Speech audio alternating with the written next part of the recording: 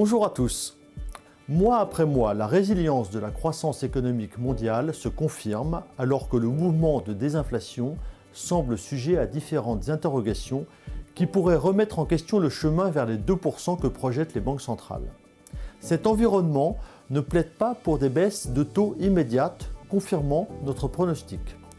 Le cycle de desserrement monétaire ne devrait débuter au mieux que dans la seconde partie de l'année et sur un rythme modéré. Les hausses de taux passées ne semblent pas avoir d'effet sur la croissance américaine. Le PIB affiche des niveaux qui surprennent même les optimistes. La confiance des acteurs économiques ne faiblit pas et le marché de l'emploi affiche une solidité remarquable. Les dernières statistiques ont été perturbées par des aléas météorologiques majeurs, mais la tendance reste claire à ce jour. Toutefois, on constate un tassement récent de la consommation des ménages. C'est un point à surveiller car on sait que la consommation est le fer de lance de l'activité américaine depuis des années. L'épargne post-Covid a été en grande partie dépensée, même si c'est compensé par la hausse du patrimoine des ménages liée à la remontée des actifs financiers.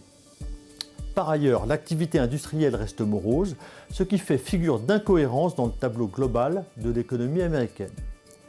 Les derniers chiffres américains d'inflation étaient encourageants.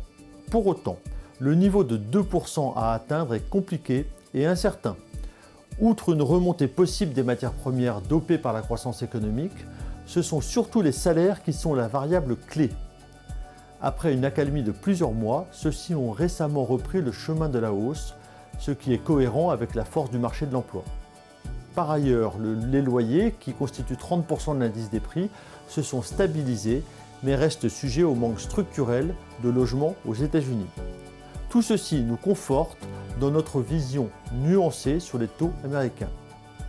Nous restons convaincus que 2024 sera l'année du début de la baisse des taux, mais d'une façon modérée et à partir seulement du deuxième semestre. Le consensus de marché est en train d'évoluer vers cette vision. La croissance européenne continue de patiner sans pour autant basculer vers la récession. L'industrie est toujours en contraction, ce qui affecte particulièrement l'Allemagne, mais la consommation est résiliente et le marché de l'emploi dans les différents pays de la zone très solide. Nous anticipons une remontée lente et progressive de l'économie européenne d'ici à la fin de l'année. Les risques demeurent, notamment géopolitiques, mais le scénario central est plutôt favorable. L'Europe voit également sa balance commerciale s'améliorer notablement. C'est surtout lié aux moindres importations énergétiques, particulièrement le gaz. À la sortie de l'hiver, c'est un élément positif pour notre continent. La politique monétaire de la Banque centrale européenne devrait peu ou prou se calquer sur celle de sa consoeur américaine. La Chine poursuit sa politique de relance face à une économie qui montre toujours des signes de faiblesse. L'objectif affiché des autorités budgétaires et monétaires est de stabiliser la croissance, puis de la relancer d'ici la fin de l'année. L'activité industrielle semble repartir et nous pensons que l'économie chinoise a atteint un plancher et reprendra une trajectoire plus favorable dans les prochains mois.